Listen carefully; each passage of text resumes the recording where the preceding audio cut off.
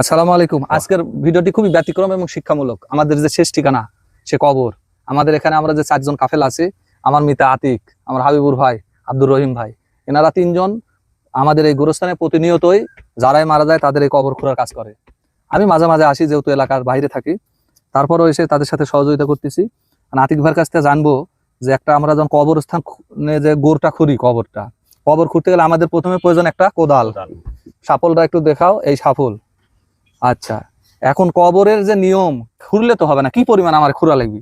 আর মেয়েদের ক্ষেত্রে আমারে গভীরতা কতখানি হবে কবর? মেয়েদের আসসালামু আলাইকুম রহমতুল্লাহ বারাকাতুহু। আমি বলতেছি মহিলাদের জন্য আমরা মানে যেহেতু আমরা জানি যে নামাজের শিক্ষাতে যেহেতু মহিলার বেশি অংশ মহিলার মানে বুকে হাত বাঁধে, মানে বুক পর্যন্ত গভীরতা করি। আর ছেলেদের নাভি পর্যায়ে, মানে এই দাঁড়ানোর পর এক নাভি পর্যন্ত, নাভি।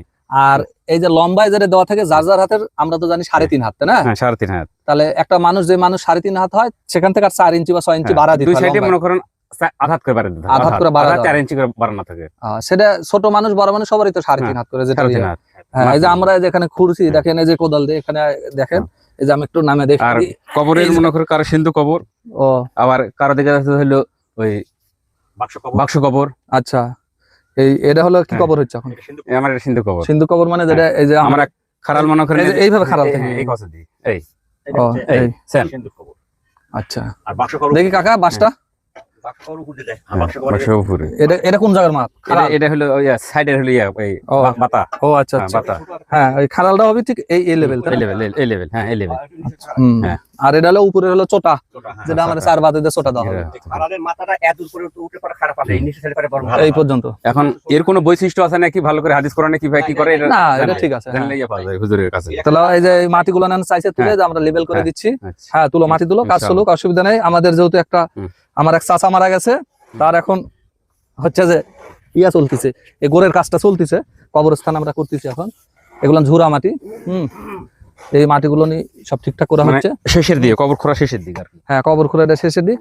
লক্ষ্য করে দেখেন আরো কবর আছে, ওই যে কবরগুলো, এই যে কবরটাও মনে করেন যে একটা কবর। আমরা এই যে এটা আমরা দিয়ে দিই যাতে শিয়াল টিয়াল না আসতে পারে, এটা জাস্ট পরিবেশের উপর।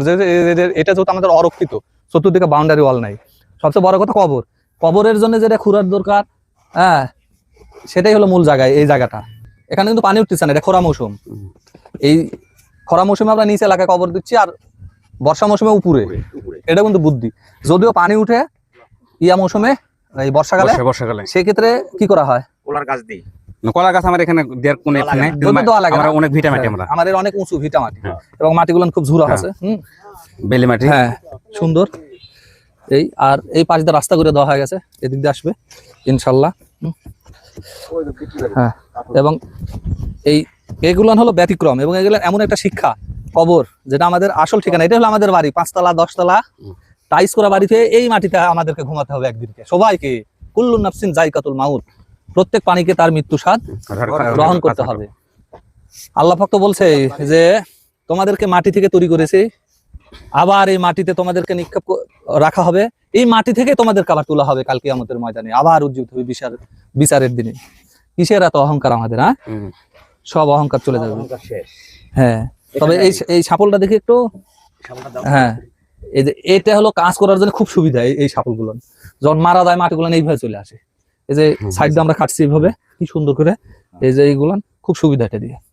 এই জন্য অস্ত্র দরকার আছে, অস্ত্রপাতি ভালো না হলে কাজ করার সুবিধা নেই। যাই হোক, আমাদের এই 3 ভাইয়ের জন্য সবাই আপনারা দোয়া করবেন, এবং আমরা যেন প্রতিনিয়ত এইভাবে সমাজের কাজ করে যেতে পারি। এবং আরেকটা বিষয়, এটা আমাদের গ্রাম, এটা নাটোরের নলডাঙ্গা উপজেলা সেনবাগ লক্ষ্মীকুল গ্রাম, এবং ইনারা কিন্তু স্বেচ্ছাসেবী, বিনা টাকায় তাদের সময় এখানে কিন্তু ত্যাগ করে। যে কোনো মানুষ মারা গেলে আমাদের এই অঞ্চলের এই 3 জন তাদের শত কাজের ব্যস্ততার মধ্যে দিয়েও তারা এসে কিন্তু এই কাজগুলো করে যাচ্ছে। আমরা তাদের জন্য দোয়া করি, তাদের পরিবারের জন্য দোয়া করি, আপনারাও আমাদের জন্য দোয়া করেন। আমিও যদি তাদের আগে মারা যাই, তাহলে আমার কবরটাও কিন্তু এই 3 জনই খুঁড়বে এখানেই কিন্তু আমার ঠিকানা হবে।